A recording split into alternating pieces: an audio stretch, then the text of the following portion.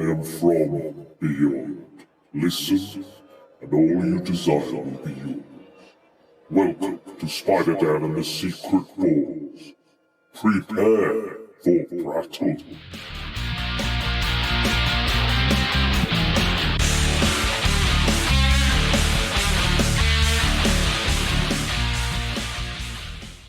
It was a defensive exercise. Yeah, best defense is a good offense. Or is it the other way around? Welcome to Prattle World. I'm your host, the ever-amazing, ever-spectacular Spider-Dan. And in this podcast, I spotlight entertainment's best-kept secrets that a mainstream audience may find boring.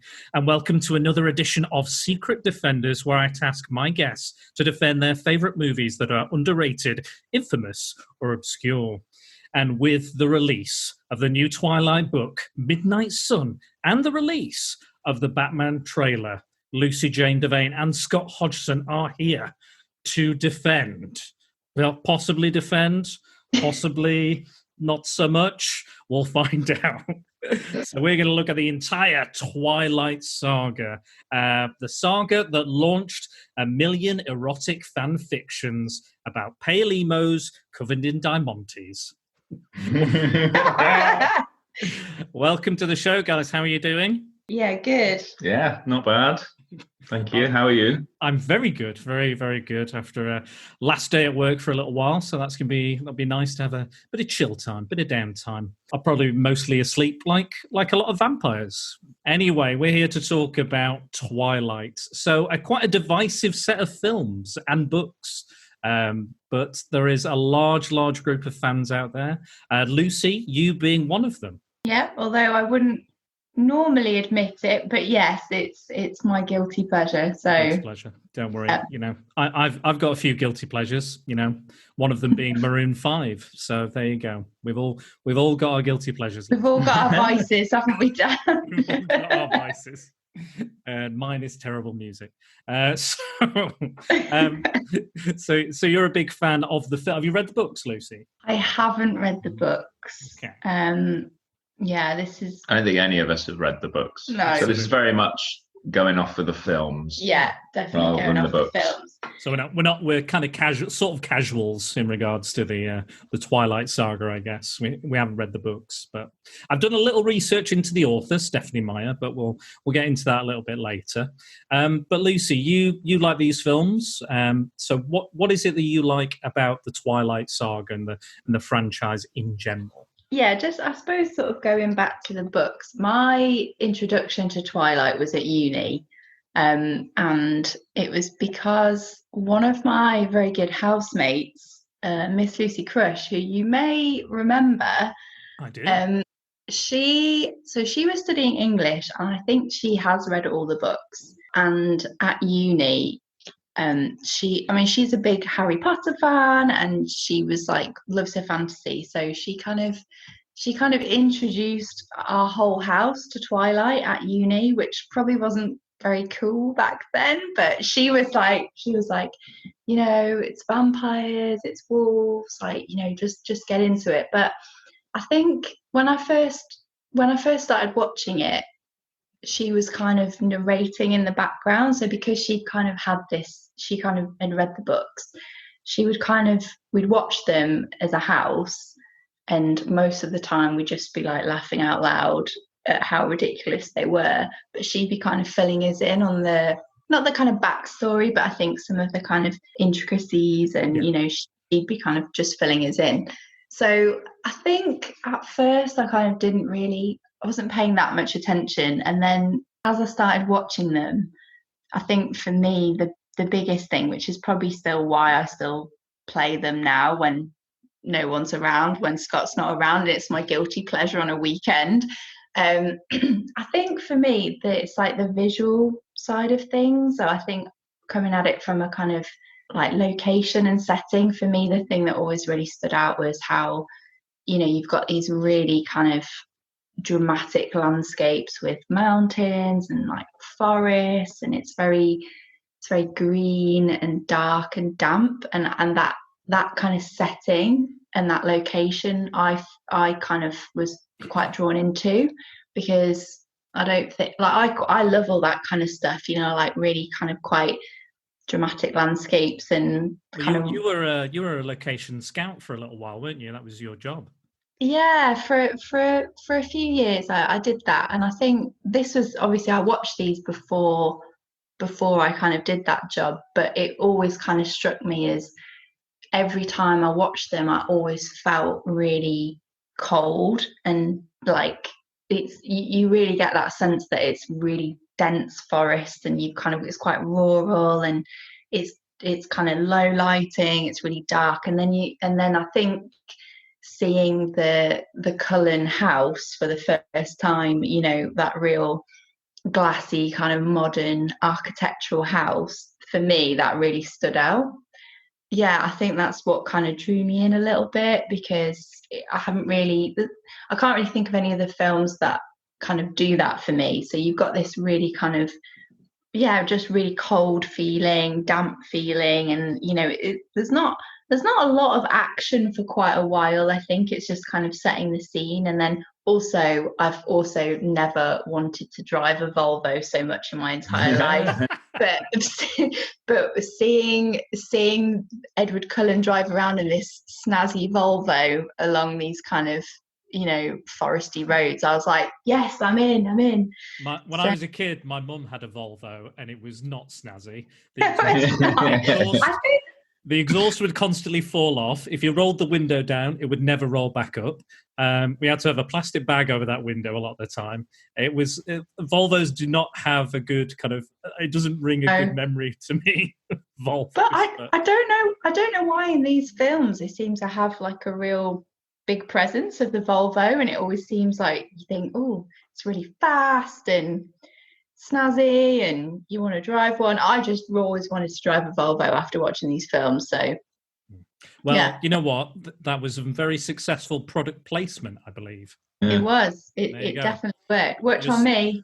You're sold on those. Scott, now you have been kind of, I don't want to say roped in because that's a very negative phrase, but you have been kind of what's the word, I think kind of designated companion on this journey with Lucy. Yeah, I think that's probably the best way. How do you feel about the films? Do you have as good a kind of relationship with them, or how do you feel about them in general? Well, I first watched, I think I watched the first two at the end, towards the end of uni, or maybe after a couple of years of leaving uni.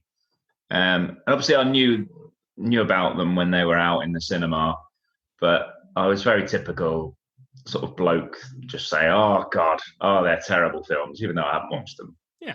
And then the first time I watched them, having heard a lot of people say how bad they were, they're not actually terrible. Yeah.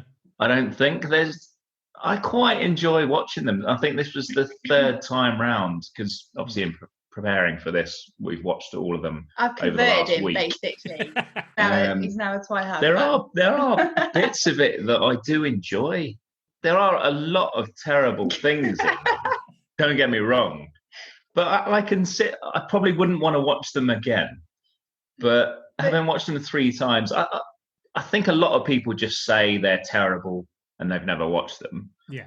I think that there are some very good things to enjoy. I think there's a lot of the acting is actually pretty good, and I think we'll talk about specific people. Oh, I'm sure. What I was gonna say, is obviously I kind of got introduced to it through Lucy Crush, through my friend, and not out of choice. I wouldn't have. I was like, oh, this is going to be trash, but then you kind of get sucked in a little bit, and then it's that whole thing of that guilty pleasure where for me the Twilight Saga is on a weekend if I'm just hungover, which we were a lot obviously at uni, and then you just want a bit of downtime. Obviously it rains a lot in Manchester, so you always feel like you want to kind of wrap up on the sofa and just kind of chill out and watch something. For me, I can stick on Twilight anytime, and it's like my go-to kind of, it's that kind of guilty pleasure happy place where you can just kind of enjoy something and just kind of just sit there and you don't need to kind of pay too much attention, because it just kind of, they're all very similar, let's be honest. They kind of, it's a lot of kind of intense looks, like long pauses, dramatic landscapes, and you kind of sit there and you kind of just let it wash over you a little bit. So I think it's kind of it's good for that kind of thing where you think, yeah, I can stick. I think visually, like you said, Lucy, earlier on, they are very strong. They do look beautiful, and it gives you. Is it Alaska? Is it kind of an Alaskan wilderness? It's like really West Coast America, but I think it's kind of like near Oregon. I think it is slightly north of there. So you've got the like I think it's the North Pacific Ocean. And then you've got like a lot of forest. So it's Forks, the town that it's set in, is like this quite small, remote town, but it's like got some sort of logging, like because there's so many forests, it's kind of logging trade, and I think it just you just really get the sense. I always feel like I think it really kind of comes across, the green, the damp, the dark, these forests. Then you've got this really like rugged ocean. And when they go to the beach that they call, or I think it's actually a place called La Push, when they say like, oh, Bella, we're going to the beach, and then you think in your head, oh yeah, it's going to be lovely. And then they get there and it's like brutal. It's like, and also just another thing about the kind of, it's got a very cool kind of color palette all the way through. So it's like very basic color, like muted colors, I think. Yeah. Very muted colors, very basic costumes. Let's be honest. There's like, I think the wolves get through a lot of cargo pants, but that's about it. But but there's hardly any like vivid colors in it, and I think that's until maybe like the Volturi, the vampires, get involved. I think that's it's true, quite, it's quite kind of natural, and so for me, I think that's probably the thing that pulls me in the most. I have to say, I agree with you both. I think visually the films are quite nice, and they're very much, you can look at them and go, that looks nice, that shot is gorgeous. And I agree with Scott as well. This is the first time I saw the first one at uni. I think me and Scott might have watched it at the same time, that first film. But then I haven't touched them since. I've just watched that one and I was like, well, it wasn't that great. My friend recently, Dan Keatis, he said that the first one is the worst one. But it obviously depends on your preference. But I thought, we'll give them a try. We'll see what happens. But I honestly have enjoyed them more than I thought I would. Again, like Scott says, there is some stupid stuff and some confusing stuff and interesting choices, let's say. Parts of it is that sort of enjoyment out of watching something terrible, like watching The Room. What I enjoy about watching Twilight, it's not all of that. There are some actual good things in it that I can appreciate. But that's the other entertaining part about it, is that the whole thing takes itself really fucking seriously, and Bella and Edward are so wrapped up in themselves and so serious, but actually there's a few really key quotes and like comments that come through that just I don't think are meant to be as funny as they actually are, but they are laugh out loud ridiculous. So you've got this kind of drama and this really like dramatic scenery and really intense like moments, and then someone will just say something and you'll be like, that is ridiculous. And then it just stays with you and you're like, it's just stupid. But I also think it isn't meant to be funny, but it does come across like that because of just the way I think some of the dialogue, especially in the romantic scenes, is not believable or it's terrible. It's just like, or it's like a teen, like it is in some ways it is what a love-struck teenager would say, but I'm also it is written for 14-year-old girls, and I can appreciate that these films are not targeted towards me in any way, but I can appreciate that if I was a 14-year-old girl, I'd probably be all over this. Well, another thing just to add is, so for Lucy Crush's birthday at uni, when I think the second one came out, the Eclipse, I think it is the second one. I always get a bit confused all the time. New Moon. Oh, New Moon. Basically, this is how much of a good friends our group are. We organised to take her to the midnight showing at the Printworks, right, to see this film come out. And we got the last tickets and we were late and we walked in and we had to sit on the front row because every bloody seat was taken. And it's the only time I've been in a cinema where people actually clap when someone comes on screen, mostly when our Pats is there. As soon as he came on, people were like, well, when I say people, the audience was pretty much girls. And then obviously when Jacob takes his top off, which is a lot, let's be honest, everyone's just like, woo, clapping. It was cringe. It was so cringe, but it was ridiculous. I learned as well that Jacob was only 17 when he was like popping his shirt off every 5 minutes. And I was like, ooh, it's a bit, yeah. It's a bit, if you're... It's wrong. Yeah. A bit, yeah. I guess teenage girls are fine if they're teenage girls, but I was like, because he was almost recast for the second film because they didn't believe he'd get buff enough for the second film. Oh, he gets buff. Yeah. He gets buff. He gets buff. And any opportunity, it's like, I need to pick up this screwdriver. Better take my top off. I think. Oh God, you're bleeding. You need a bandage. Let me take my top off. Yeah, exactly, every time without fail. This is also probably why I quite enjoy it because obviously there's like a lot of sexual tension throughout. But yeah, you just the whole way through. Lucy, is there sexual tension? There is. Like, I think there's a lot of almost kissing. It's just like it's very close to the lips, very close to the lips. Oh no. Yeah, I just think there's a lot of like long stares, long pauses, awkward silences, awkward comments and quotes and stuff. And it just makes the whole thing very awkward, very cringe, but very funny. Well, let's kind of break it down a little bit. So there's a lot of people that haven't seen these films or people that will never watch these films, So let's kind of break it down for them. So let's talk about the first one specifically and what we kind of remember about the first one or our feelings towards the first one.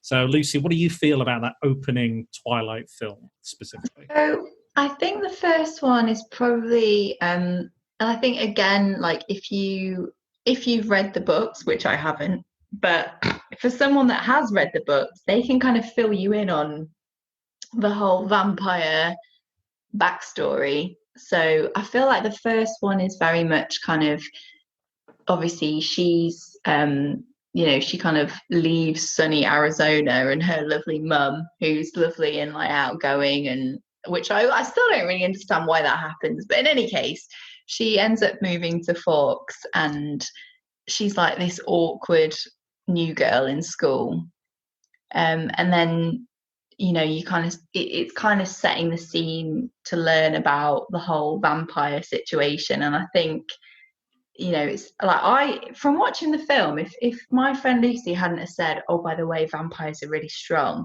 or oh, by the way, vampires are really like all these kind of things that I suppose maybe if you know about vampires, but I don't really know a lot about vampires, so I wasn't really in on the whole. I wasn't down with the vampires. Down with the vampires. I think that's the thing about vampire movies, that every film has its own set of rules. Like, do they need to be killed by silver? Can they walk in the sun? Can they turn into a wolf? Can they turn into mist? There's all these different rules in every film. There's like, can you cure a vampire? Is it via blood transfusion? Is it via something else? I feel like this one was trying to reinvent the wheel. In regards to vampires, but I also think it's trying to sanitize both the werewolf myth and the vampire myth, making it less violent, less bloodthirsty. Yeah, these vampires, well, I suppose the good vampires, which are all the Cullens and their friendly other vampire families, they're not threatening and they're not interesting, and there's nothing really distinctive about them. The whole thing about, because when Edward takes Bella into the woods and when she's starting to figure out he's a vampire, and then he goes, oh, you don't want to see me when I step into the sun or something, and you're thinking something awful is going to happen because he really doesn't want to go into the sun, and you think, oh my God, he's going to look grotesque, And then he steps in and he's all sparkly and, oh, don't look at me, I'm horrible. And he's like just glowing. He's got diamantes on him. Yeah. So one in a traditional vampire, if you go into the sun, it kills you. But these version of vampires, they go all sparkly. Yeah. And also, they have this like, you see kind of Bella's dad's house, and Charlie seems like a really good guy. He's like a cop, and everyone in the town knows him. And then I feel like that's really contrasted with the Cullens house, which is this like uber contemporary architectural fucking massive house that's like amazing inside, and it's very opposite to what we usually expect from a vampire, like this big gloomy castle. It's a very modern, up to date. We're like, we're new age vampires, that sort of thing. Yeah. I read that that actual house belongs to some like Nike executive, and they had like an interior designer, and like it was, I think that really I think it's really fancy. I think that's something that I'm like, wow, like she kind of goes from this kind of very, just a normal kind of rural townhouse, and then all of a sudden the Cullens house is like, all of a sudden they're driving around in these like crazy Volvos, and they've got this like beautiful floor to ceiling glass. It's just, it's pretty trendy. But I think the thing for me with when they're at school, that like obviously the guys are really like, oh, Bella's the new girl, like, oh, she's, and then I think Anna Kendrick, I think she's really good. I think she really comes in. She's great in these films. When Bella plays netball, and it's the most awkward thing I've ever seen in my whole life, and she just like hits the ball at someone's head, and then she's just pretty lame, pretty basic, and yet all the guys are kind of like, ooh, Bella's the new girl. And then she goes to that science lesson, and it's her first time sitting next to Edward, and the way he, like, obviously, because I think this is the thing, like, if when you're watching it, you kind of like, okay, he thinks she smells really bad, but obviously it's like because he's a vampire, and I think it's meant to be that she smells amazing, but he kind of makes it come across that she smells horrific. So he looks like he's like smelt the worst smell in his life ever. She's like, it's what? it's the most ridiculous scene. I don't think it's that, Lucy. For me, genuinely looks like he just comes in his pants instantly. It's like, halfway between coming in his pants and his bowels just emptying. It's so bad. It's just this moment, and I think Robert Pattinson is actually very good in these films. But that moment is just, it doesn't work at all. And then he's there, like, I think the thing is, he says later on, oh, you smell, like, your smell to me is like the most enticing thing ever, but he literally makes it look like someone's done the worst trump ever, like you would in school if someone just like lets one go, and then you're like, oh my god, this is the worst thing I've ever smelled. And she's there like sort of checking herself, being like, oh, he thinks I smell gross, and then he tries to like move class or whatever. But then what I don't understand is then he disappears for a while, and then she kind of misses him and wonders why he's not there, and then he comes back and he's fine. He's so like, hi, I'm Edward. So I'm like, what's changed since you thought she smelled great or disgusting, and then you're dissecting an onion, which I quite like, because I feel like that's kind of like a like vampires and garlic and onions and things. It's like, what a cliche that they happen to be dissecting a bloody onion. Are we trying to say that these characters have layers and layers? Yeah. No, they don't. They really don't. like for me, like I know everyone, like, for me, you might as well have called Bella the protagonist, because she is that like basic. Like, I think that's what it is she's so basic. She's got no interest, she's got no drive, she's got nothing unique about her. All the guys are like, oh my god, the new girl. And to be fair, the guys in the high school are borderline predatory, I think. Yeah, like, especially that the young lad who shows her around, he is like, yeah, I work at the paper, let's hang out. Yeah, yeah, he's a bit I think Whenever a new girl at our school always came along, a lot of guys would just leech on them. So yeah, it's quite realistic, that part of it, I think. I guess. But she is. I But think she's got nothing about. She's got no drive. She's like, I'm a bit quiet. I'm a bit awkward, and I read. I'm shit at netball. That's it. That's the other thing. But she also, I think that's maybe part of the fantasy part of it, is that For me, I think it's the writer going, I need girls to identify with this character. For sure, Yeah. definitely. So if I can give her, if I make sure she's not sporty and she's not smart and she's not this, then like it's like the base demographic, like everybody will, relate to her on some and feel like this is them. If I don't give her any of these interests or drives or stuff, like somebody can identify with them on some level. I didn't mind that in the first sort of 2 or 3 films that, she is just Plain Jane. a bit of a plain Jane, yeah. And there's not a lot to her, because there doesn't have to be, obviously, and a lot of people are just normal. Yeah. When it gets to the 4th or 5th film, and she's exactly the same person she was in the first film than when she is in the 5th one. Yeah. Is there 5? There's Yeah, 5. There's definitely 5. Trust me, And- there is 5. So I checked. even after she turns into a vampire, she's still exactly the same as she was. She's not. Got less personality. She has got less personality as a vampire, even though they're like, you look amazing. Like the whole way through, Edward's like, you're the most beautiful thing ever. Like even all the other vampires are like, you're so beautiful. She's basic AF, let's be honest. And also, I have to say, part of me that this is a part that I kind of dislike about her is that she says she kind of loves her dad and she has this kind of like good relationship with him, but yet she refers to him as Charlie all the way through. I'm like, why don't you just say dad? Why don't you just say he's your dad?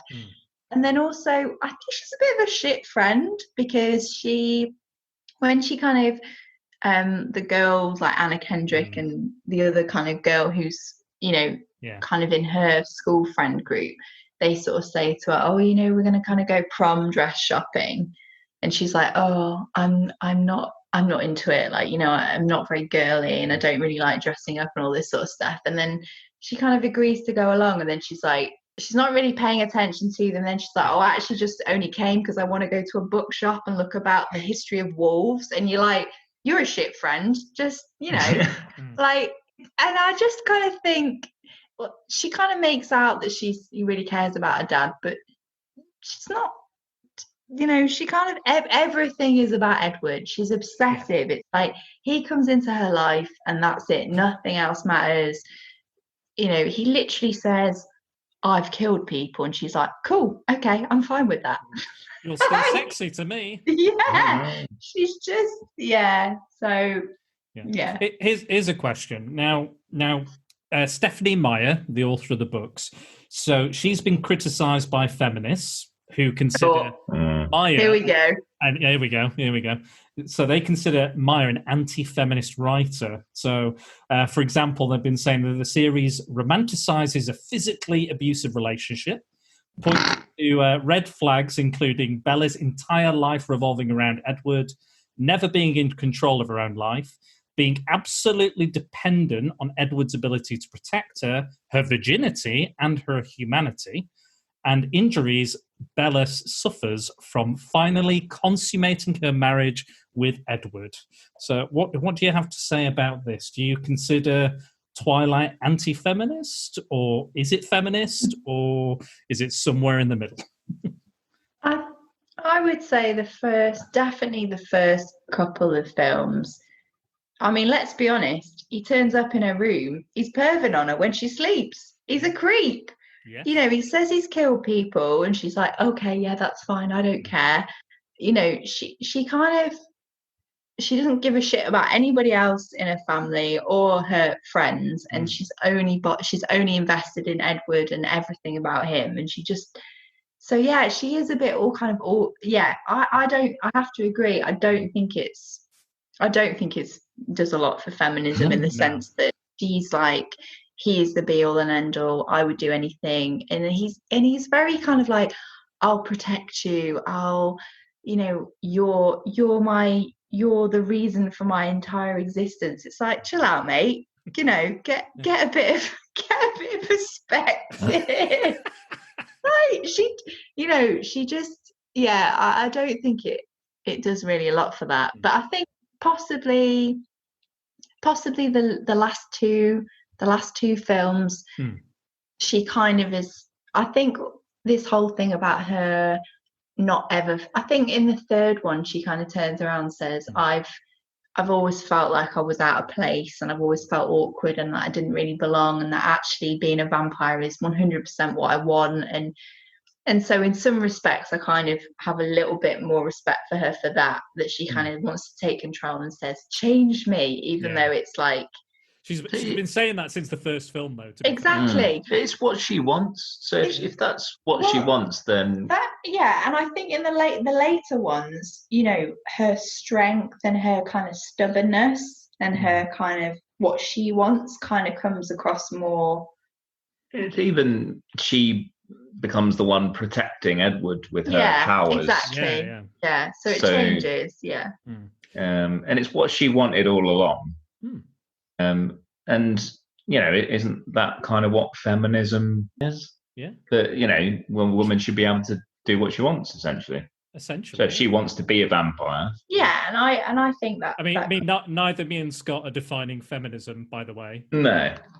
Oh, you guys. two males are not. We're not trying to tell Lucy what feminism is. No, I think I agree. Like I think in the first couple of films it doesn't come across very but you can see the argument against it that she becomes Edward's and she's given all this stuff. They get a house out of nowhere. We're like, sorry, where did all this like wealth and she just kind of lands on her feet a bit, because I was saying to Scott, I was like, how do these people, like, clearly they don't have jobs, how can they afford all this amazing stuff? Like, they just land on he's a doctor. Yeah, but they've been alive for a good few hundred years, so they made some very good investments. But also when he takes her on the honeymoon and he's like, oh, I'm not telling you where we're going, and she's just kind of all the time, it's like, even her dad's like, oh, I don't know where you're going, like, and he kind of scoops her away, whisks her away on this fucking boat to Rio or whatever, and then he's like checks into this island that's just theirs, and then he's got like a private jet for the way home, and you kind of think, this guy's kind of got everything he wants, but I think that's the whole thing about vampires, is that they kind of entice you in. I mean, not from I don't know, but this is what I think they're trying to get. Is Scott a vampire? Well, maybe. He doesn't age. He certainly doesn't age. He doesn't age. No, he doesn't age. But it's that whole thing of, they're powerful and they're strong and they've kind of entice you in, and so I think that's maybe part she kind of gets sucked into all of that. And but the character of Edward's never abusive, and he's always the one who's saying, oh no, we need to wait, and I know. It's not very clear, so I can understand why people would be like, the message is a bit muddled, and maybe, but I also feel like now Stephanie Meyer is a Mormon. So I didn't know that. So I when I was doing my research, I didn't know this myself, but when I was watching the films, I did kind of start to see some kind of Mormon kind of elements, like the specific amount of time they have to wait for her to be turned into a vampire. The fact that they describe the baby as they don't like describing the baby as a fetus. Is certain things kind of. I didn't know that. Certain things were kind of cropping up, and I was like, okay, they don't do drugs, they don't party, they don't drink. There's no scenes of things like that. You can sort of, it's fairly subtle, but I was kind of thinking, I think that definitely came from the writer. That wasn't a film choice. I think that was originally what was planned.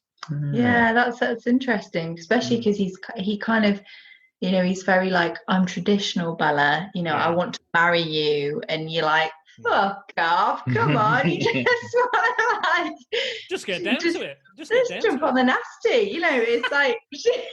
And he's like, no, we must wait. And, you know, I'm very traditional. Here's my grandmother's ring. And you're like, oh, pull the other one. Let's just, you know... That's what Bella wanted all along. She just wanted to pull the other one. That was the whole point. Exactly. Yeah, it's a fascinating kind of set of films. I tell you what, we've not talked about good old Team Jacob. I think we need to talk about him a little bit. Because he's a big. I don't understand how anyone could be Team Jacob. I really don't. That was one of my issues with New Moon, was that it was just a retread of the first film, but with wolves. Until they go to like Italy and all that. That's the most interesting part of that film, was the latter half of it. But yeah, what do you guys think of the whole kind of wolf culture and that wolf lore? I quite like the whole the lore around it, and it's quite mixed in with Native American history, and it's very tribal. I really liked all that side of it, and I liked the sort of elder wolf clan. Billy Black. Billy Black. And I kind of like the wolves until they turn into wolves. Yeah. And they look terrible. They're just awful. Just big dogs, that's it. I mean, I think these films had quite a high budget, but not much of it was spent on the wolves. They never look convincing, not in one shot, and I think that's a big shame, because that's part of the reason why. Jacob, just go home, mate. She doesn't like you. You should have realised that from day one. Just give it up. I disagree a little bit, because I feel like a little part of the guilty pleasure thing for me watching them is all the way through I'm like, team vampire, team wolf, team vampire, and I like constantly change my mind thinking, would I rather be with the vampires, or actually the wolves have it pretty good, like, you know, they've got, you know, and so minus the massive scratch on her face. Well, I mean, that's not great, but how Jacob says, you know, you wouldn't have to change for me. And also I feel like his dad, Charlie, has that real connection with, is it Billy and the kind of the other kind of wolf clan, even though he doesn't actually know that they're wolves. But I feel like there's all the way through, her dad is kind of pushing, you know, Jacob's cares about you, you know, you need to spend more time with your other friends like Jacob, and you know, they're always kind of around, like, you know, he buys the truck for her, and then she fixes the bike, and it's like, Charlie kind of says, you know, I prefer you, essentially. And it's kind of like that whole family kind of, you know, it's like your parents kind of have an influence on, you know, who you hang out with, and, you know, he kind of feels like, you get the sense that he's not really into the Cullen, like, well, he's kind of like, oh, you know, doesn't like how secretive they are, and how, you know, I think it's like I think he always talks about how hot he is, and he's hot-blooded, he's warm-blooded. Oh yeah. It's more normal. I'm not dead. You know, it's kind of I'm not dead. I have a pulse. By the Feel way, it not dead. with my shirt off. Yeah, I'm like with Scott. I like that. You know, there's not many films where I will say this about the franchise: there's not many films that are like, the demographic is like teenage girls, like big action, you know, fantasy. These big fantasy films, you know, let alone that have 5 sequels that are, you know, pointed and targeted towards young girls. I think that's great. So, you know, if you love these films, you know, more power to you. Again, for me, Scott, they're probably not really aimed at us, but we still got some enjoyment out of them. But I think it's cool to see all this Native American culture and to have Native American actors in it as well. That was one of the most interesting things I read, that they sort of had to prove that you were a Native American to be playing these parts. Yeah, and that's kind of something that maybe for this kind of film you wouldn't think they would be that insistent on. They'll just say, oh yeah, we'll get someone who looks a bit Native American. But actually, that they actually did respect a lot of that culture. And I'm assuming it's in a lot of the books, but there's some flashbacks which go back to, so there was one point where this tribe is being attacked, and then the woman stabs herself to distract the vampire. And I do like a lot of the way they sort of delve into that culture. I think that's really good. Yeah, I actually I think my favourite is the third one, Eclipse, which is directed by, I think it's David Slade, who directed 30 Days of Night, which is a very different vampire movie. It's very, very different from these movies, but I think he brought a lot to it, and kind of introduced a lot of horror elements, like push the horror within the kind of PG-13 as much as he could. And there's a huge fight, an actual fight that is real. Yeah. But we'll get into that, I'm sure. And there was all these really cool flashbacks to, like, I think is it oh god, what's her name? Esme? Is it Esme? Are you thinking of Rosalie when she? Rosalie, yes. Yeah, that's one of my. I think that's one of my favorite things about. I think for me, the second and the third are my favorite because they delve into the characters that are not the main characters. And actually, they're a bit more interesting than the main characters. But yeah, Jasper, who's like, he's like a Civil War. I think he's a Civil Confederate. Yeah, like, soldier, and I find his backstory really interesting. And then Rosalie, obviously, that like 1920s, slightly different era, but that for me is like I feel like, and I really like her as a character. Probably because she doesn't really like Bella that much. And she's like, is she even Italian? Like, but that I think numbers 2 and 3 are probably my favorite because you hear about these, and then you've got kind of Victoria and her kind of revenge sort of, They do build her up a lot, Victoria, in the first 2 films. And apparently, like, Bryce Dallas Howard, who plays her in the third film, they wanted her for the first 2, but she went, guys, the script basically just has me running. I'm not going to do it unless I have some time. I didn't know they wanted her for the first 2 as well. Apparently so. And then they were like, right, you've got the lead villain role in this. You can be in this. But even then, she's barely in it as well. But it was good to see her in this, and I thought it was a good kind of. I think the tension between the wolves and the vampires kind of comes to a bit of a. This is like the as difficult as it gets between them. I think the tension is quite high, and it ends fairly well. Like, oh, will you marry me? Yeah, I guess I will. Oh, okay. It's quite fairly positive. But yeah, it's the one I think I got the most out of, and was like, you know what, this is actually not too bad. But then obviously we've got more. But yeah, I thought that one was pretty kind of good. Out of the ones that we've had, those are the ones I probably enjoyed. That was the one I probably enjoyed the most. But yeah, what did you guys think of the third one anyway? For the most part. Yeah, that's the second. Well, I think the second one was the one that I went to the midnight showing of, which is quite imprinted in my brain. But the second and third, I think for me are kind of. I really like the whole Victoria James kind of revenge, and like I think it introduces more characters, more locations. I do remember this one as being the film with the bad wigs. Yeah.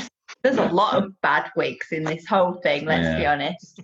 But yeah, I feel like there's actually quite a lot of action, a lot happens, and it's kind of a bit more because it's a lot of Bella and Edward kind of looking at each other awkwardly for long periods of time, not a lot of dialogue, and it's just a bit ugh. And then actually you get these other characters like Rosalie, who's got some personality, who she is quite feisty, and she does make it clear that she doesn't think Bella's all that. And everyone's like, oh, be nice, Rosalie. And she's like, I'm not dealing with this shit, and just kind of like smashes a glass bowl and like storms off. And then I like Jasper as well, because I feel like you get a bit more of a backstory into him, and he's quite interesting. Because he was kind of like the dangerous one in the first couple of films. Like he'd sniff a bit of Bella's blood and be like, ah! And like, it was quite nice to see why he was so dangerous, or why he was so like a little bit out of it. Like in the first film, he's just walking around almost like a zombie. He's like, Yeah, definitely. And I think also you get more of like the tribal side of stuff with the wolves and their kind of native, like their history. And yeah, Jacob, like, you know, although he's kind of like all his eggs in one basket with Bella, and though he's like kind of, you feel like he's flogging a dead horse, really. She's like, mate, get over it. But actually, you know, I particularly enjoy the cinema scene where they go for a kind of date with that other guy whose name I forget. Of like that creepy blonde guy. Yeah, and he turns around in the cinema and calls the other guy like, what a marshmallow. That's like one of my favorite lines. And then I think he kind of gets, that's just when you start to see also Edward change, because he's kind of gone from this kind of long-haired nice guy, so then all of a sudden, you know, he's got a big fever and he's getting really hot, and you know, and then he's getting mad. Jacob's only emotion throughout these films is anger. That's it. That's all he does. Yeah. Oh, Bella. Edward. Oh. I quite like as well how he kind of transitions into a wolf. I think she tries to call him loads and he just doesn't answer. And then I think she turns around and says, oh, your dad says you've got mono, which I think is like the American version of glandular fever. And I'm like, yeah, great cover up. He's got glandular fever, but he's turning into a wolf behind then he's got glandular fever, but then he stands out in shorts, topless in the rain. Exactly. That's really going to help. That I also enjoy a lot how all the wolves must go through lots of pairs of shorts and trainers, because Scott's like, why do they leave their shoes behind all the time? Like they just kind of go, I'm going into a wolf, and then you're like, there just must be loads of shorts and trainers. Littering this forest. They're like, why? people are just spontaneously combusting in this forest. What's going on? Yeah. And he's just constantly, he's obviously so hot all the time that he just has to walk around in some shorts and some trainers, and you're like, oh, he's got his shirt off again. One of them, he's literally steaming when it rains. He's so hot. I mean, a lot of teenage girls at the time would have agreed with you, Lucy. He is very hot. I think that's why they were clapping in the print works. Are you sure it was their hands that were clapping? My God. Who knows? I don't know. Right, let's move on. We've got two more films to talk about. Before we do that, I just want to say two of my favourite characters in the whole film. You've already mentioned them already. Bella's dad, Charlie. I absolutely agree with every decision he makes, everything he says. Every concern he has about Bella is coming from a real, honest, loving place. He can't communicate with her very well because he's a dad and she's a teenage girl. I get that. And my only regret with this film is that they didn't have him in it more and they didn't involve him in the secret sooner. I get that they wanted to create tension. Like, why won't you explain things? Why won't you talk to me? You know, all this sort of stuff. But I kind of wish they'd kind of let him in, and even in the last battle, if he was just like shooting a gun at some vampires. Yeah. I don't know who the actor is who plays him, but Billy Burke. Yeah. But yeah, I think he's really solid throughout all of the films. I think he's genuinely the best actor as well in the whole thing. I think just his performance is just really, it's real. Like I believe it, you know, more so than anything else. And you mentioned Anna Kendrick, which is really what I love about her is she got to improvise a lot of her lines, and a lot of them are like making fun of Twilight itself, like who gets married at 18?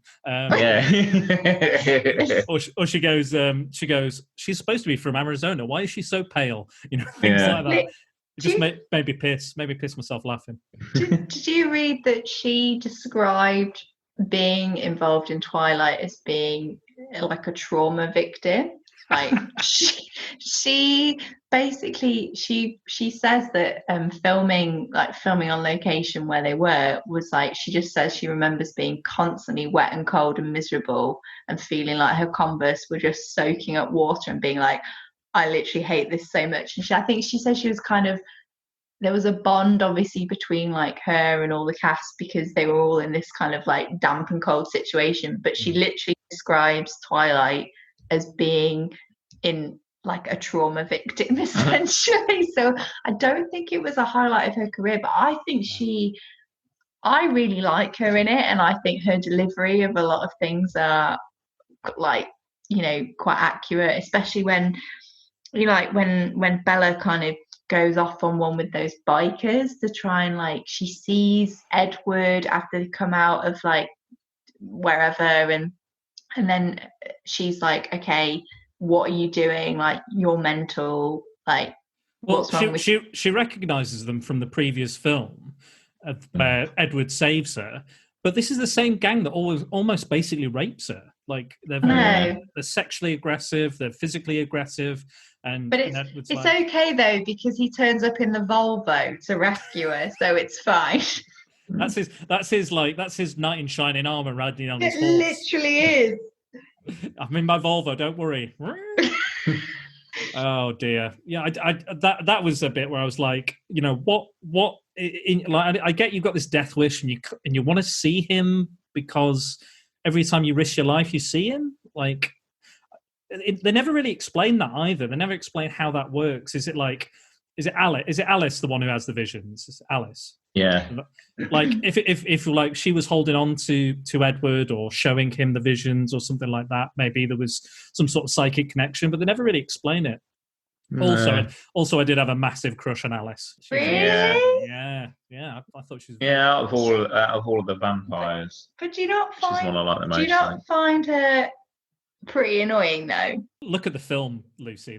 Yeah. It's full of annoying characters. She probably has got, I think her and Rosalie probably have the most personality, and actually Alice is likeable. She is. Yeah. But I think in the fourth and fifth one, by that point I'm like, she's just annoying. Yeah. Especially she kind of comes in at the end. Well, she that I don't mind so much, but I think I probably more stuff like how she kind of organises all of Bella's wedding, and then like packs all this sexy lingerie for her on a honeymoon. And I'm like, all right, come on, let's have some boundaries here. Just kind of, I think she is she is likable. She is nice, but then by the fourth and fifth, I'm just like, yeah, everyone's annoying me at this now. Why is nobody dead yet? Nobody really dies in these movies. There's no peril, and I like this film, Breaking Dawn Part 1, which was Scott right in saying that you didn't know that there was a Part 2? Even though it was called Part 1. Yeah, I had a slight. So it was the first time we started watching them. This was just on our own, and then we got to the end of Part 1. I think I said, "Oh, we're going to watch Part 2." And she went, "What?" I thought that's where it ended. But that just goes to show how, as like plots go, it's all much of a muchness. It's just the same thing, and then you're like, oh, sorry, like, But let's be honest, the fifth one, apart from the fight that never happens, the baby is disturbing.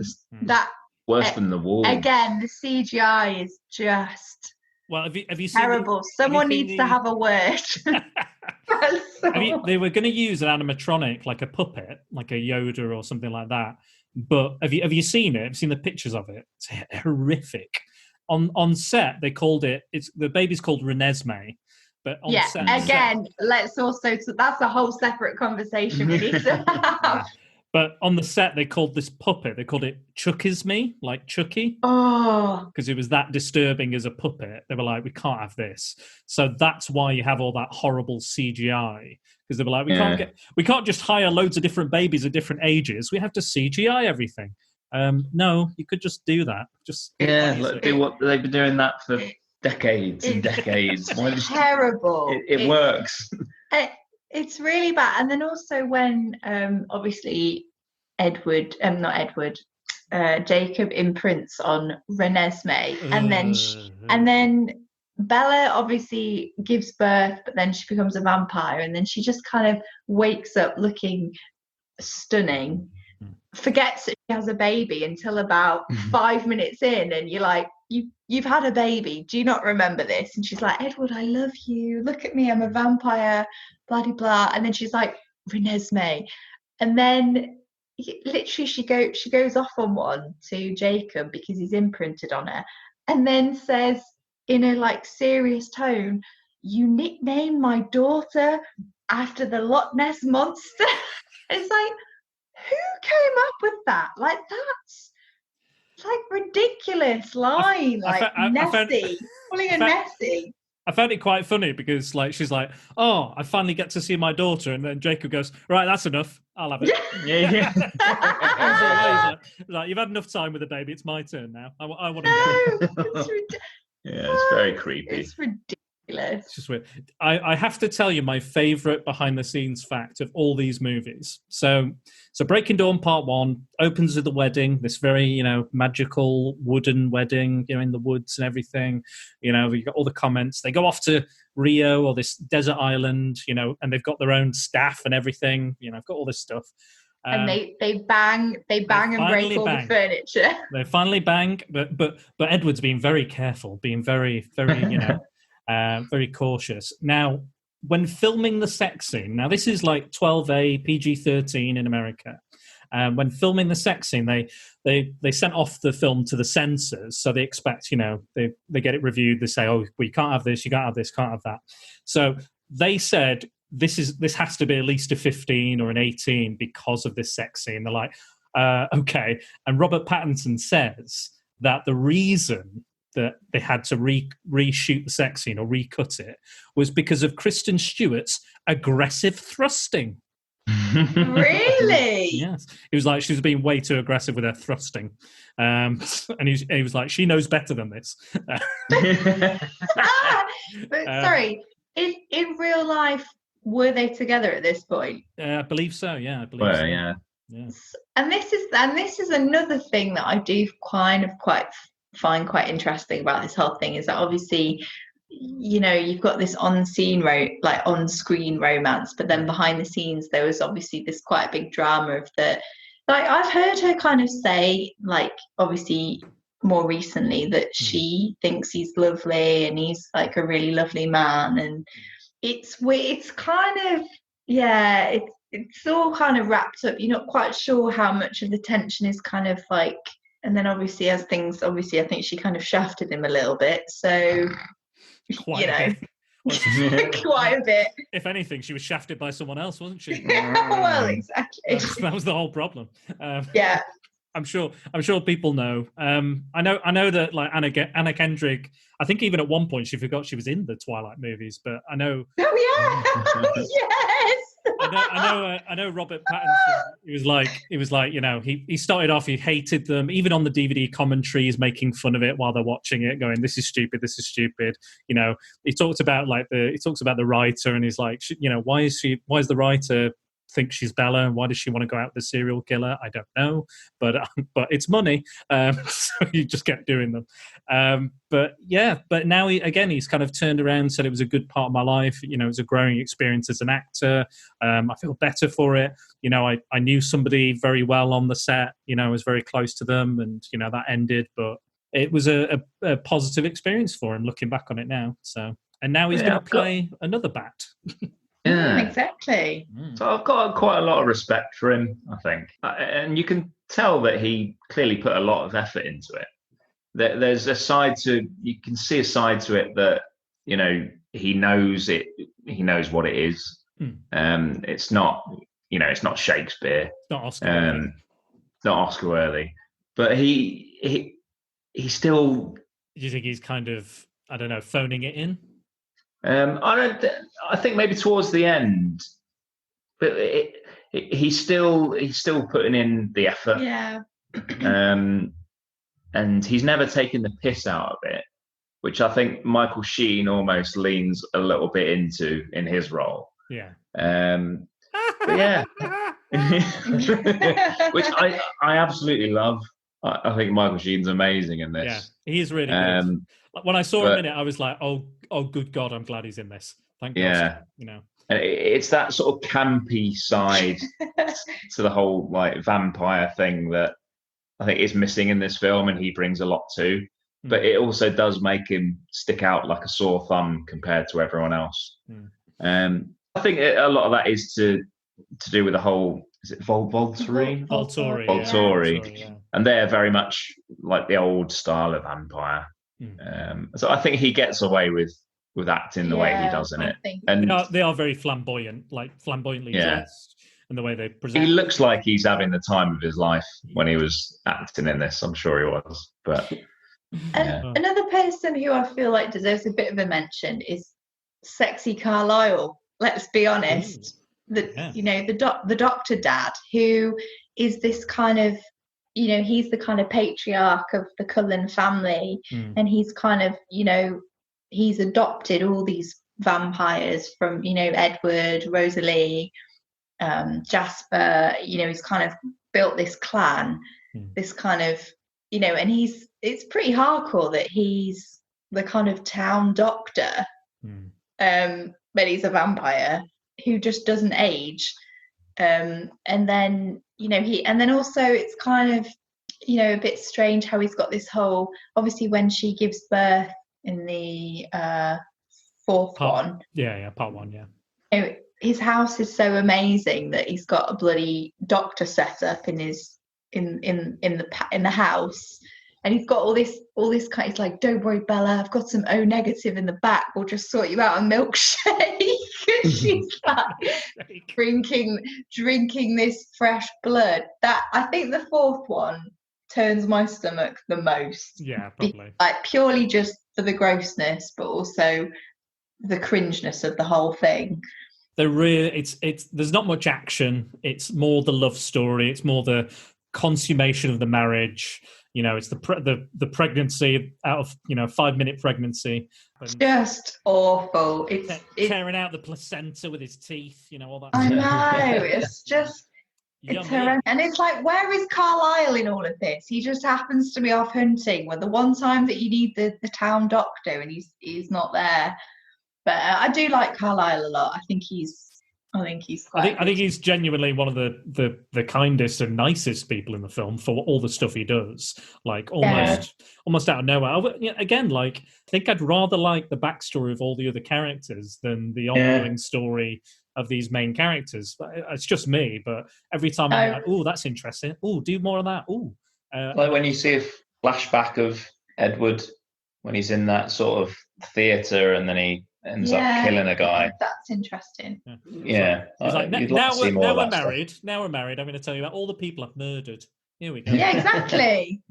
But there are also the one sort of dream sequence that turns my stomach again is like, I can't remember exactly what's happening, but Edward and Bella are running through a forest dressed in like kind of, I don't know how to explain it. It's kind of like turn of the century clothing, isn't it? Yeah, and they're like, there's some scenes where they're running, and also when they're lying down in the field really awkwardly, and his legs are like, it's just like, that doesn't look comfortable. No. Even though this is meant to be this really loving romantic scene, you look awkward. It's really uncomfortable. What's going on? It's just like a lot of the dialogue is just sappy, just like, I love you and I love you forever. There's a line where he's like, he's really upset that he's hurt her during the very gentle sex. Yeah. And she's got all these bruises and stuff, and he's like, I can't believe I'm making you so unhappy on your honeymoon. He was like, and she goes, can't you see how unbelievably happy I am? I'm like, tell your face, love. Tell your face. I don't know if I should say this on air, but please go ahead. But one of my other friends, Prawn, says he's got a granite cock, and that's why he destroys the room. That absolutely killed me, because he's like, when Jacob's like, you're ridiculous. I can't believe that's like some sick joke. You're gonna break her, and then like you just at uni, we'd all be sat around, and Prawny would be like, because he's got a granite. It's just ridiculous. Granite cock. Oh dear, oh dear. Right, let's talk. We're Sorry, slowly but serious. surely running out of time. But I love this. Is great stuff. This is great stuff. I'm really enjoying talking about these. Let's talk about the last film. The baby is born. Hooray! Bella is now a vampire. Now you know that we were talking about this final battle at the end. Now, spoilers for the whole franchise. There's a big battle at the end, massive battle, and it doesn't actually happen. It turns out that it's all a vision from Alice, showing Michael Sheen's character, I can't remember what his name is, of the Volturi, the leader of the Volturi. She goes, this is you dying if you have this fight, if you have this battle, this is what will happen. And he goes, oh, fair enough. I'm off then. Have a good time. Enjoy your lives. Bye. Now, I read, or someone told me, I can't remember, but somebody said that this doesn't happen in the book. This battle is not in the book whatsoever. It just doesn't happen. But because they'd split the films and because they were like, we don't really want to end on, they've had a baby. Hooray. They wanted to go out with a kind of a big punch, but they also didn't want to alter the film or the story too much. So they still got all that without having it. But for me, it felt like a massive cop-out. I don't know about you guys, but I was very annoyed when I found out it was a vision. I didn't mind it. Like, I feel like because you still get to kind of see a bit of the fight, although I have to say, it still shocks me a little bit that they didn't rip Carlisle's head off, but that for me was like, oh my God, he's killed Carlisle, he's ripped his head off. That's like a huge thing. But then I think that's probably one of the most shocking things throughout the whole thing is that Carlisle kind of, but then actually when you know it's when the twist is, it's like that's the thing, like that's got such impact and such like stakes that them going, it was just a dream, kind of like it takes it away from it. It takes away the whole threat of the Volturi, and because throughout all the films, no one you really care about dies. And then you think, oh, there's going to be this big battle at the end, and then you see some of the most popular characters die. Then it just turns out that, oh no, it's just a vision. It's kind of a kick in the teeth with that, I guess. Some people may disagree, and I know I've got a few comments that kind of disagree with it, but that's how I felt personally. I know some people have even not watched it because they know that's how it ends. They go, right, I'm not going to waste my time with it because of that. But yeah, I did feel a bit shortchanged because I like I said, I'd enjoyed them for the most part. I've enjoyed them, but then that end, I was like, right, you've kind of it was almost like you've wasted all 5 films building up to this. So I'm a bit like. Ugh. But let's not forget that Rami Malek makes an appearance. Hey, our favorite. Rami, which I do enjoy a lot, and he's quite flamboyant as well in his kind of his powers, and I feel like he might break into bow rap at any moment, but because they realize as battles come in, they hire all the people. They're like, we need help, come, this baby needs protecting because it's like this chosen one child that's going to age normally, baby with the most ridiculous wig in the whole world. I will say this about the previous film. You were talking about them having all this knowledge and this experience and this, all this money, all this massive house and all this sort of stuff. They still Google baby vampire. Yeah. I know. It's ridiculous. They've got, how many degrees have they got between them all? Like centuries of worth of education, yet they're like... Why do they even go to high school? That's my question. Yeah, that's funny. It's like surely, like I'm annoyed by high school kids. Surely they would be annoyed by high school kids at this point. Who knows? There's so many of those new vampires that only like Rami Malek. He's a really interesting one, and you just think, I'd rather have spent the last 2 films with him. Yeah, and some of the other vampire families. There's some of their powers. Yeah, the whole power, how each vampire has a different power. They're not really used that well. Like Rami Malek's, when you first see him, he's controlling water and everything, but then in the big fight, he doesn't really do anything. He punches the ground and creates havoc. But yeah. But there was a character they introduced in the last film. He's like a young Bill Nighy. He's called Alistair. He's got long hair. He's got a beard, and he turns up and he says 2 words to Bella and then fucks off, and that is it. Yeah. And he goes, I'll be in the attic or something in a bit. And I'm like, he's not in the battle. He's not in the final battle because he leaves before then. And then I'm like, so what was the point of him? He didn't say anything, didn't add to the story. Why even have him in the film? Why even? Because they make such a big deal of him arriving. I was like, oh, he's going to be, a big vital part of this battle, or he's going to do something or say something that changes everything. He's like, nah, yeah, changed my mind. I'm off. That was it. Yeah, I think I do think there's some really interesting characters. I think when Bella's kind of got her newfound power, her shield, she punches a rock at one point. Do you know what I mean? Like, it's laughable because they're like, oh, Bella, like, don't underestimate Bella, she's so strong. No, she punches some big rock, that's about it. And then but I have to say, I did say to Scott, with the fight scene, when although it's not real as such, it's kind of a vision, when Aro beheads Carlisle, the shot of Edward where and then all the vampires get this kind of like rage, and you feel like he's the one person that holds them all together, and he's kind of the opposite to Aro on the clan. It's all about Carlisle's building this army and he's building this clan, and then you see him kind of rip his head off, and then all of a sudden that gave me goosebumps a little bit, seeing all the vampires go, you've crossed the line, we're gonna all rules are out now, we're gonna go for you. But then you realize that it's like it doesn't actually happen. But I quite like that bit.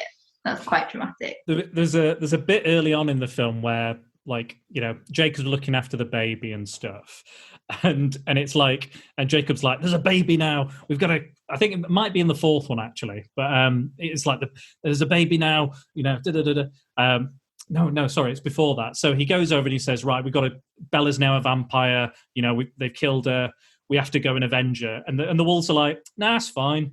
The Cullen's not a danger anymore. It's fine. And then someone finds out there's a baby, and they were like 5 minutes later, like, let's kill a baby. I was like, you've gone from like 1 to 11 in the space of 5 minutes. Let's kill a baby. I was like, how do you make that jump? Like it's still only a baby. And they're like, it won't control its rage. It won't. It's the worst baby you've ever seen in your whole life. And you found the bit with the wolves talking to each other. Oh, that's the worst scene in the whole series. Just wolves. When the wolves are chatting, and it's just obviously the human voices, and they're just having a conversation, and it's weird. Terrible. It's really bad. But yeah, it's just what I tell you what. One of my favorite. There are all these really stupid scenes that I love. It's really bizarre scene. So Jacob, he's like, I've got to tell Bella's dad about all this whole thing. You'll never believe it. He's like, how do I tell him? How do I explain everything that's happened and across these 5 movies? And he just goes into the woods and starts taking his clothes off. He's like, Jacob, can you put your pants back on, please? Put your trousers back on. And he's like, no, I've got to show you something. It's like, no, put it away. I'm sure it looks like everyone else's. Put it away, Jacob. Yeah, that's just ridiculous as well. Stupid.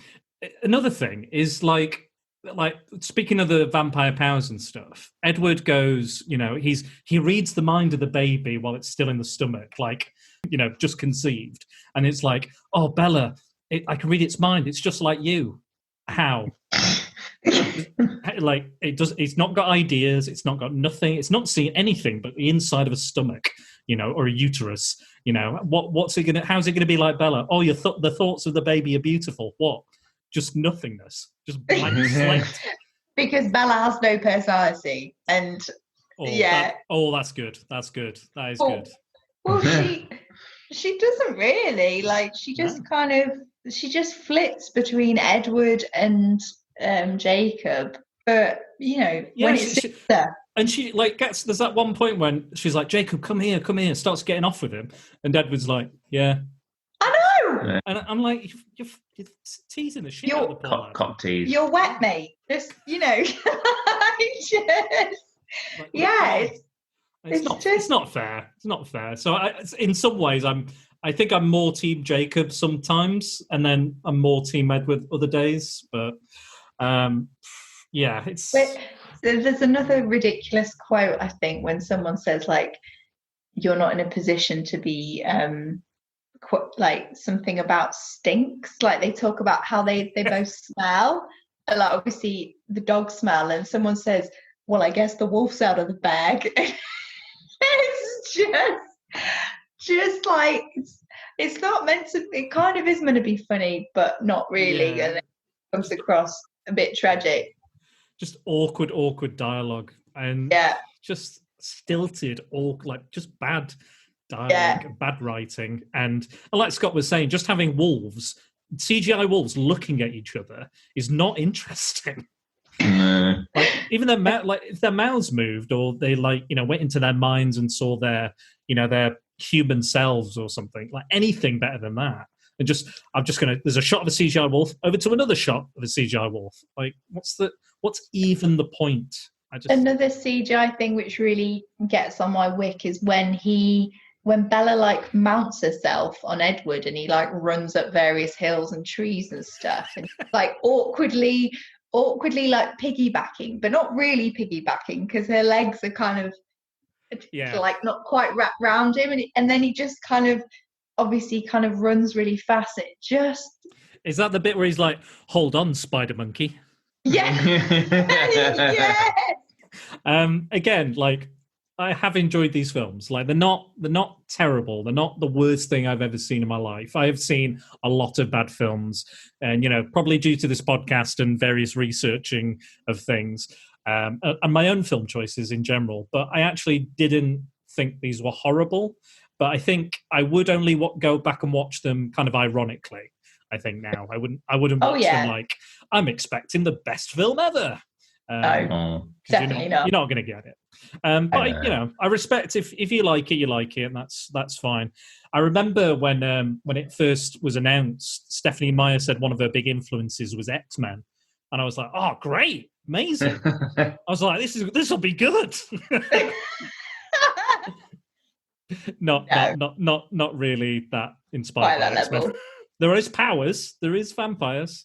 But yeah, there was another thing as well. I remember there was a Comic-Con kind of around when the first movie came out, and people were complaining that women were turning up and they loved Twilight, and all the male fans were like, "Oh, it's bullshit, it's crap." No. And Kevin Smith, the filmmaker, was on the stage, and guys, it was like, I hear all these hating on Twilight fans, and he's like, guys, there's girls at Comic-Con. Just say you like it. Just say you like Twilight. Just let them talk. You might be able to get laid. It might pigs might fly, but it might happen. So I was like, yeah, they're not hurting anybody, enjoying themselves. There's fandoms for everything. Everyone can like what they want. They're not hurting anybody.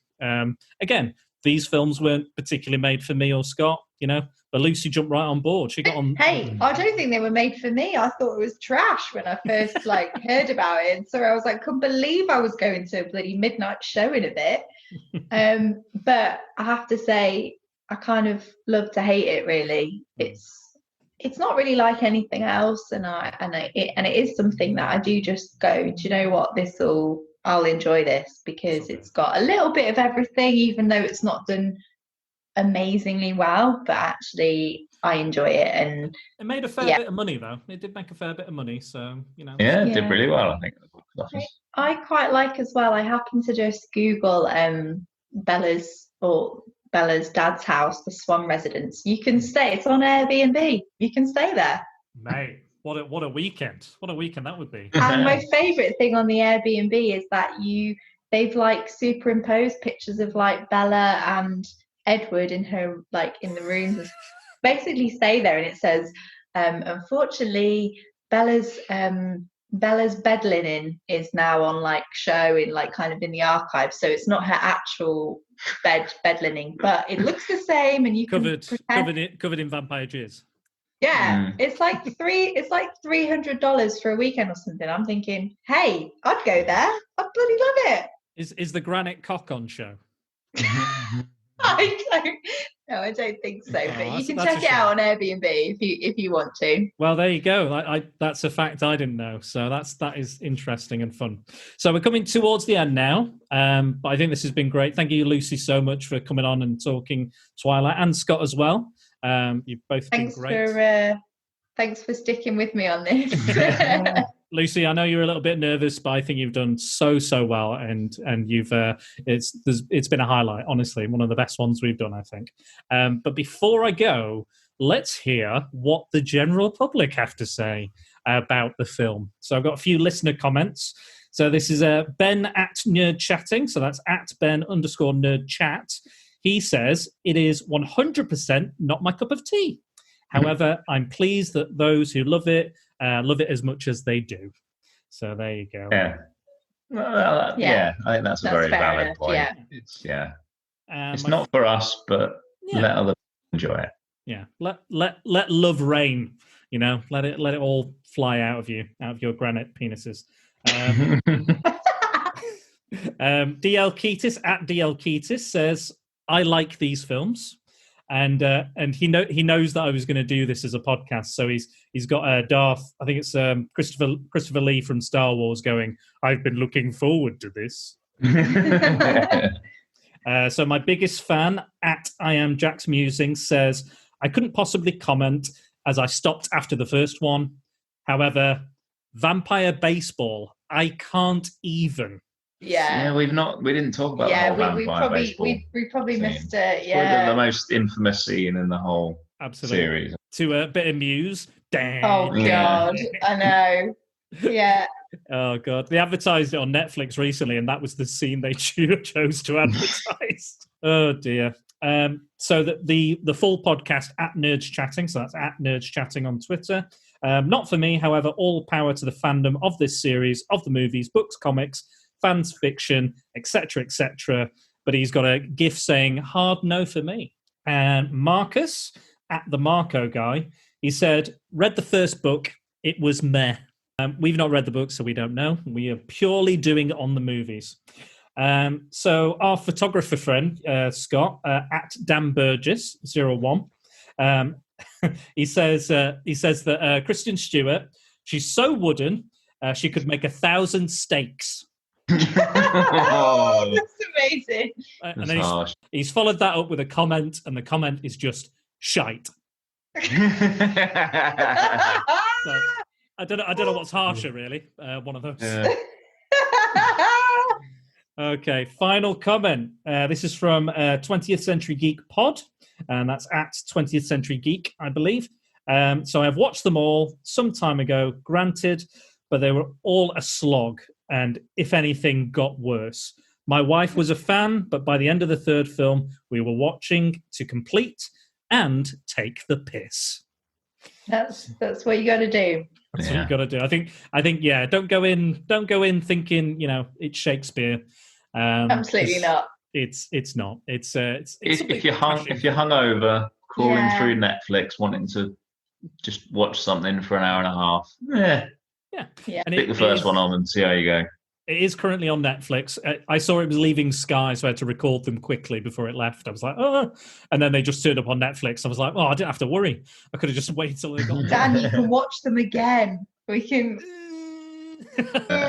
No. I think I need a bit of downtime before I watch them again. Okay. And maybe not all in the space of 2 days. Probably would be. Probably good. not. Bit much. I think it might blow my brain again. Vampire heavy.